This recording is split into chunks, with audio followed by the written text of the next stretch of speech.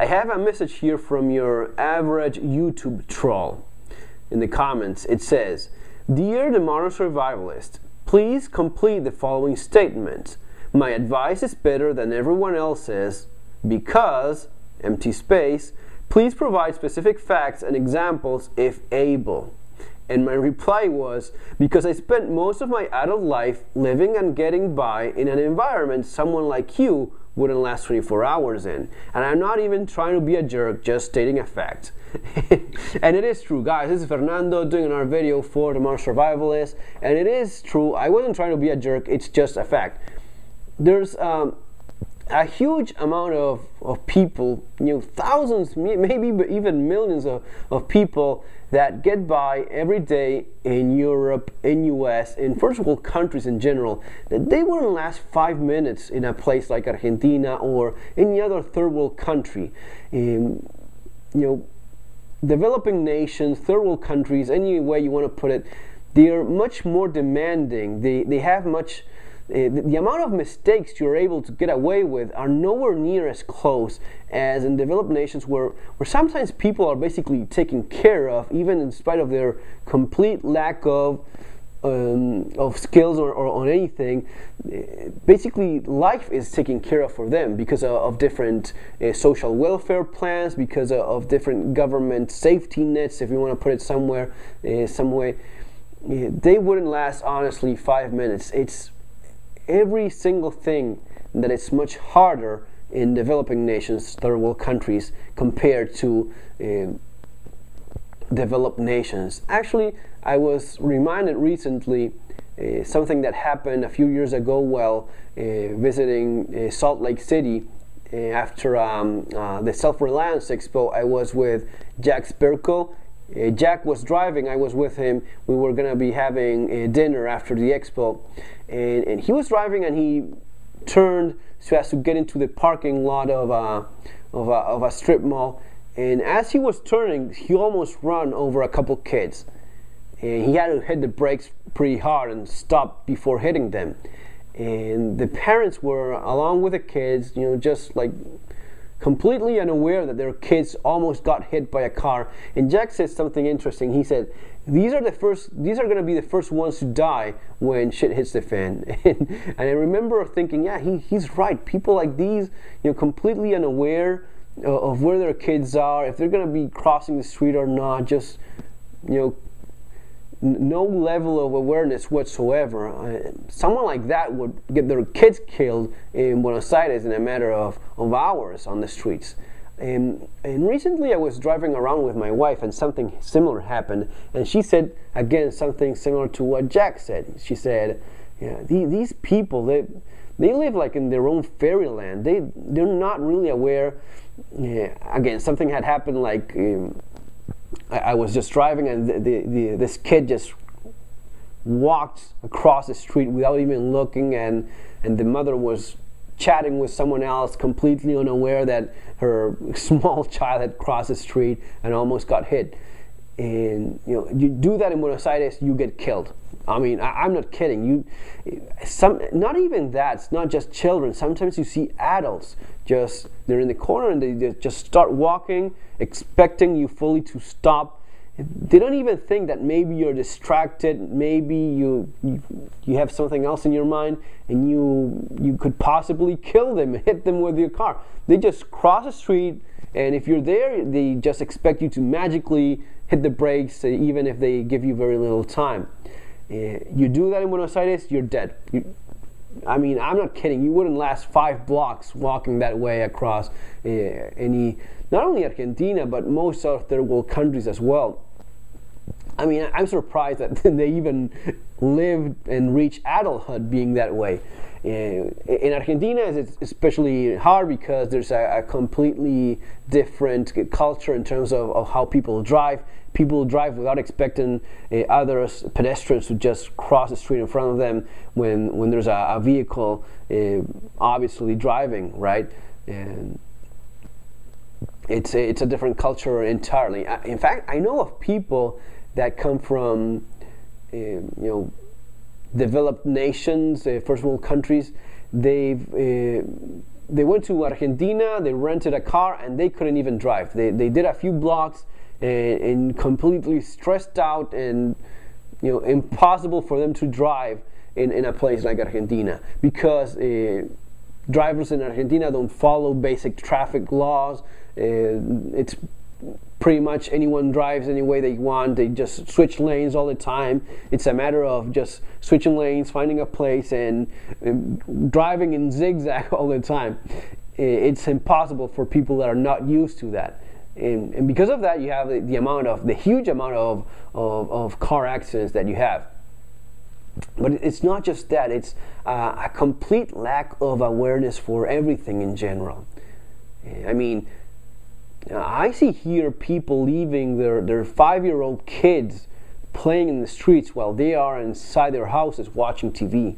You don't do that in Argentina. You do that and your kid is gonna be getting mugged, kidnapped, just simply disappearing in one of the various networks that sell kids or people for slavery, for prostitution, for God knows what. It's a complete lack of fear of something like that happening to themselves and to their children. I've talked to adults here that they don't even lock their doors. I was actually told the following. I was told, well, it would be such a hassle to have my door locked. You mean like all day long? I would have to open it every time I want to go out, back and forth. I just lock it at night if I remember to do so. And it was like, man, you just, and it kind of makes sense when you realize people don't have burglar bars in all their windows. They have glass doors. So it kind of makes sense that they're that way, not worried about that sort of stuff. But that mentality in South America, in I suppose any other country that has bigger problems in terms of crime, I mean, you're just asking for it. Even if you lock your doors, if you don't have burglar bars in your windows, you're pretty much asking, please throw a rock through my window and break in and rob everything inside. It's everyone else is so much more aware of what crime is like, that the person that isn't sticks out like a sore thumb. It's very obvious if you're not like that. And it's translating as well in the way you walk around in the street. Women here, you see them with their bags just at their side. They're not even worried someone may snatch them. In Argentina, you see women with their purses in front of them, usually their hands nearby grabbing it so as to avoid someone snatching it from them and running. Or with the cell phones, the way in Argentina you see people talking, trying to cover the cell phone or having a better grasp on it. Here they're like that, and you're just basically asking for someone to snatch it and run with it. So it's all those little things that you notice and wonder, and is it always going to be like that? Are they always going to be having, again, people that have their lives taken care of for them because of their welfare checks, because of the way the basic structure of the countries they live in allows them to be like that. In Argentina, it's not like that. In Argentina, even if you have welfare checks, it's always conditioned to your political affiliation. If you are with the government, if you're with the government and go to the different rallies, participate, go to the marches and rallies in favor of the government, only then are you going to be getting paid for anything. If not, forget about those social plans. It's only for those that are loyal to the regime, if you want to call it something. So it's not as if just sitting and breathing and being alive gets you a welfare check. You get paid just for existing. No, even if it's a welfare check, you only get it if you are a loyal supporter and you vote for them and you do something for them. So in a way, you're basically almost earning a salary if you want to look at it that way. Yeah, I know it's not exactly that, but And just wondering, are things always going to be like that? I think that not. I think that as in general, all over the world, things are getting a little bit tougher, getting a little bit harder. And I think that one day, many of these people, they're going to be waking up, and the check is not going to be there, the money is not going to be in their account for doing nothing, or if the check does come and the money shows up in their account, it's going to be a little bit less and less as time goes by, until eventually they're going to be realizing what real poverty is like. Poverty, as considered in US, in Europe, it's not the same thing as poverty in third world countries, where poverty means you don't have enough food for staying fed, you don't have a roof over your head, you don't have actually a home, you live in shanty towns, in favelas like Brazil. I was talking with Tecoa da Silva. We had a great conversation. I'm going to be posting that in my blog as soon as I have it. It was a great conversation. Tecoa lived in Brazil for a couple of years, and being American, he noticed many things that I just took for granted as part of my life. There's some things that I've noticed, but others that I just don't notice as much. And he was saying how everything is difficult, everything is hard in Brazil. Absolutely everything. Anything you want to do, he would ask, can you do like phone banking or online banking? No, it's all like very basic stuff. Anything else requires you actually showing up. There's basically nothing can be done through the phone, nothing can be done online. Everything from getting your internet connection to getting your phone connection in your house when you just move in, any bank transactions, any insurance you want to get, it all requires you actually being there. He was telling me I couldn't even buy a toaster in Brazil because I didn't have ID.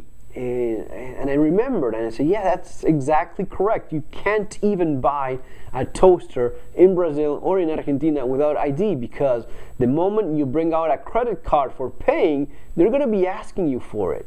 They're going to be asking, okay, that's your credit card, fine, but what about your ID? Because in places like Brazil, in places like Argentina, they're already expecting the car you're handing over to be stolen.